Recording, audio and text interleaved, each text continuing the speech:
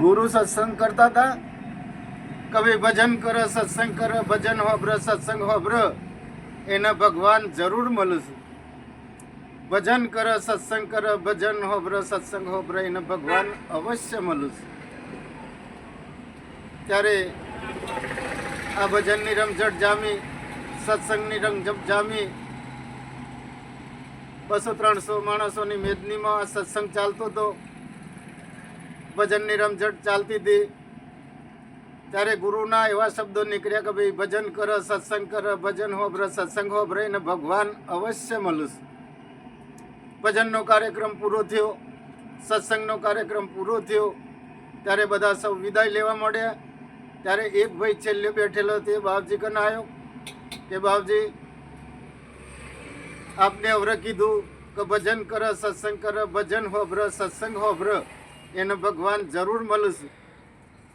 તો મેં આપનો ભજને હોભર્યો છે, સત્સંગે હોભર્યો છે, એટલે મારે ભગવાન જોવા છે. પ્રભુ મને ભગવાન બતાવો. ગુરુએ કીધું કાલે ભાઈ સત્સંગમાં આવજો, કાલે હું તમને ભગવાન બતાવીશ. બીજો દારો થયો,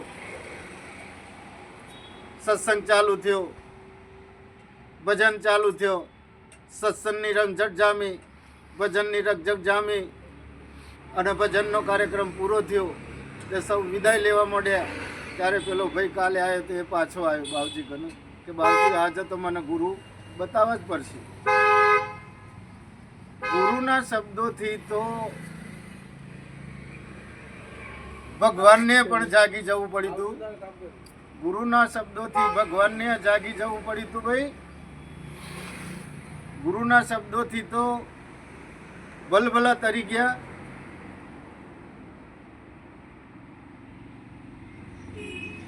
ગુરુએ કીધું કે ભાઈ આજે તો હું તને ભગવાન બતાવીશ. હરોહર વ્યાપક છે ભગવાન. તો પરમાત્મા તો પોતે વ્યાપક છે, આપણા શરીરની અંદર બીજા બિરાજમાન છે. તેમ છતાંય તારે ભગવાનને જોવા છે. તો ગોમના ગોદ્ર, આ ગુરુના શબ્દો છે કે ગોમના ગોદ્ર એ કૂવો છે, એ કૂવાની અંદર એ ભગવાન છે. તારે જોવા હોય તો એ કૂવાની અંદર એ ભગવાન છે. તું જા જોવા માટે. તો આ દોડતો ગોમના ગોદ્ર ગયો અને કૂવાની અંદર એને જંપલાયું કે ભાઈ મારે તો ભગવાનને જ મળવું છે. તો આ કૂવાની અંદર હોય તો મને ભગવાન મળશે. એ રીતે આ કૂવામાં જંપલાયું તો કૂવાની અંદર ભગવાન પ્રગટ થયા. અને પેલા ચેલાને કીધું કે ભાઈ તું બહાર નીકળ હેડ, હું પોતે ભગવાન છું, પરમાત્મા છું. તારે ભગવાન જ જોવા હતા ને? કે હા, તો હું પોતે પરમાત્મા છું, ભગવાન છું. તું બહાર આવી જા, તું જે માગે એમ હું આપું.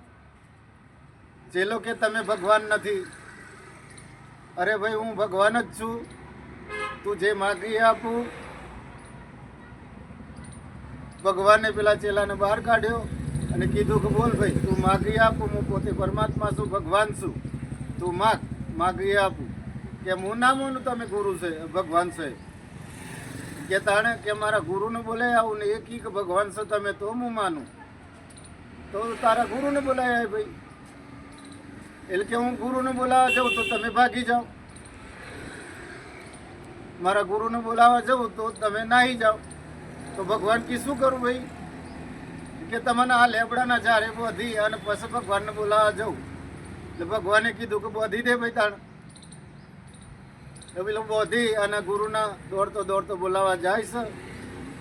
ત્યારે ગુરુને ખબર પડી છે કે મારો વાલીડો આનો જરૂર મળી ગયો ભાઈ. ગુરુ કે હું છે? અરે ભગવાન આવી ગયા છે અને હું તમને બોલાવવા આવ્યો છું. તો ભાઈ કયો છે ભગવાન? કે લેબડાના જ્યારે બોધીને આવ્યો છું ભગવાનને, તો લે હડો. ત્યારે ગુરુ અને પેલો ચેલો બે ત્યાં જ્યાં અને ગુરુએ તો દોરડું છોડી નાખ્યું ભાઈ ભગવાનનું અને શરણે પડી ગયા. ત્યારે પેલા ચેલાને એમ થયું કે ભાઈ ગુરુ ગોવિંદ દોનું ખરે કિનકુ લાગુ પાય બલિહારી મારા ગુરુદેવની જેને ગોવિંદીઓ બતલાય. એટલે ગુરુ હતા તો ભગવાન મળ્યા. એટલે એ સાખી ગુરુ ચેલાએ ગાઈ કે ગુરુ ગોવિંદ દોનું ખરે કિનકુ લાગુ પાય બલિહારી મારા ગુરુદેવની જેને ગોવિંદીઓ બતલાય. ગુરુ હતા તો મને ભગવાનના દર્શન થયા. એટલે ગુરુની આવી વાતો છે ભાઈ. બોલો સત્ય ગુરુદેવની